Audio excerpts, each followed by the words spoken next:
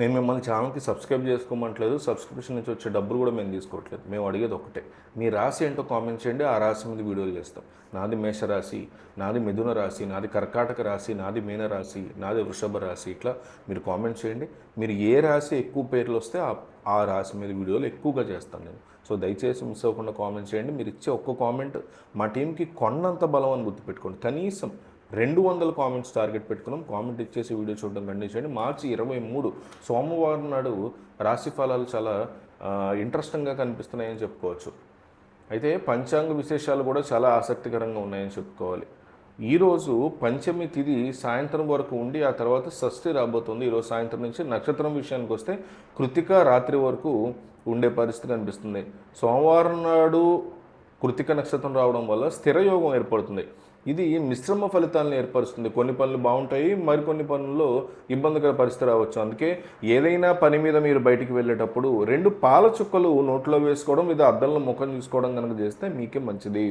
ఇలా చేయడం వల్ల పనుల్లో ఆటంకాలు లేకుండా విజయం ఖచ్చితంగా లభిస్తుంది. గ్రహాల స్థితిని చూస్తే చంద్రుడు వృషభ రాశిలో ఉన్నాడు. ఇది ప్రేమ వ్యవహారాలకు సాఫ్ట్వేర్ రంగంలో ఉండే వారికి చాలా మంచి సమయం అని చెప్పుకోవాలి. తల్లి తరఫు ఆస్తుల కోసం ప్రయత్నించే వారికి కూడా ఇది బాగా కలిసి రాబోతోంది. సూర్యుడు మీనరాశిలో ఉన్నందున అంటే పై అధికారులతో ప్రమోషన్ కోసం మాట్లాడడానికి, అలాగే తండ్రి వైపు బంధువులతో ఉన్న గొడవలు తగ్గించుకోవడానికి ఈరోజు చాలా బాగుండబోతుంది. ముఖ్యంగా ఈరోజు కృతికా నక్షత్రం వారికి హోమాలు చేయించుకోవడానికి, ఆపరేషన్లు చేయించుకోవడానికి కూడా 100% బెస్ట్ టైం అనమాట. అనుకూలమైన టైం ఇది. కోర్టు పనులు ఉన్నవారు లాయర్లను కలవడానికి, ఆన్లైన్ ట్రేడింగ్ చేసేవాళ్ళు, గ్యాంబ్లింగ్ చేసే వాళ్ళకి పెట్టుబడి పెట్టడానికి ఈ నక్షత్రం పూర్తి బలాన్ని ఇవ్వబోతోంది. శివదీక్ష తీసుకోవాలనుకునేవారు ఈ సోమవారం నాడు మొదలు పెడితే చాలా గొప్ప ఫలితాలు రాబోతున్నాయి. వీలైనంత ఎక్కువ వరకు ఈరోజు మౌనంగా ఉండడం వల్ల మానసిక ప్రశాంతత కూడా మీకు ఎక్కువగా లభిస్తుంది.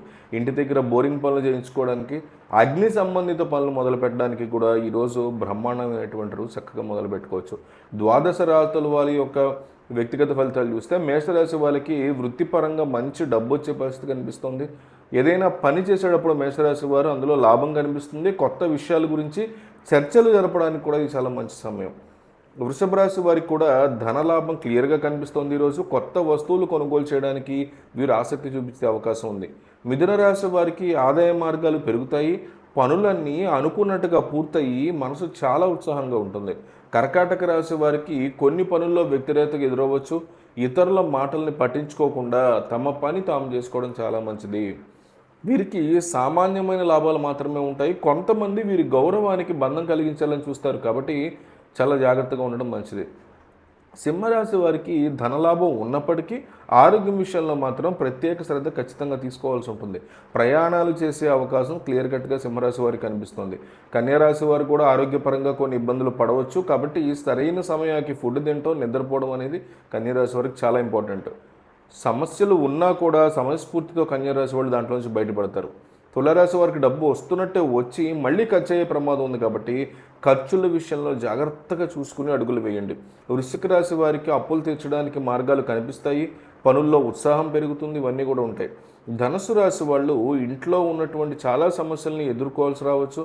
అప్పుల వల్ల ఇబ్బంది ఉంటుంది కాబట్టి చాలా జాగ్రత్తగా ఉండాలి మీరు. మకర రాశి వారు దైవచింతంతో గడుపుతారు. వ్యాపారంలో అప్పులు పెరగకుండా చూసుకోవాలి. ఇవన్నీ ఉంటాయి. కుంభరాశి వారికి రుచికరమైన భోజనం దొరుకుతుంది. పనులన్నీ కూడా సజావుగా సాగుతాయి. ధనవృద్ధి కూడా కలుగుతుంది. మీనరాశి వారు పుణ్యక్షేత్రాలను సందర్శిస్తారు. అనుకున్న పనులు అనుకున్నట్టుగా పూర్తి చేసేసుకుంటారు వాళ్ళు. ఈరోజు లక్ష్మీ పంచమి, నాగపంచమి రెండూ కూడా కలిసి రావడం అనేది చాలా పెద్ద విశేషం అనమాట. లక్ష్మీ పంచమి అంటే మహాలక్ష్మి భూలోకానికి వచ్చినటువంటి రోజు కాబట్టి ఓం శ్రీ మహాలక్ష్మీదేవి నమః అనేటువంటి మంత్రాన్ని చదువుకోవడం వల్ల కూడా ఆర్థిక ఇబ్బందులు పూర్తిగా తొలగిపోతాయి. అలాగే నాగపంచమి సందర్భంగా కూడా ఒక నవనాగ దేవతే నమః అని చదువుకోవడం వల్ల కూడా పనిలో ఏ రకమైన అడ్డంకులు మనకు ఉండవు. ఈరోజు చంద్రహోర సమయంలో అంటే ఉదయం 6 నుంచి 7 మధ్య, మధ్యాహ్నం 1 నుంచి 2 మధ్య కొత్త ఉద్యోగాల్లో చేరడం లేదా వెండి వస్తువులు కొనుక్కోవడం అనేది చేస్తే అంత శుభమే జరుగుతుంది. అందుకే మీది ఏ రాశో కామెంట్ చేయండి. నాది మేషరాశి, నాది వృషభ రాశి, నాది తుల రాశి అని కామెంట్ చేయండి. మీ రాశి మీద నేను సపరేట్గా వీడియోలు చేస్తాను.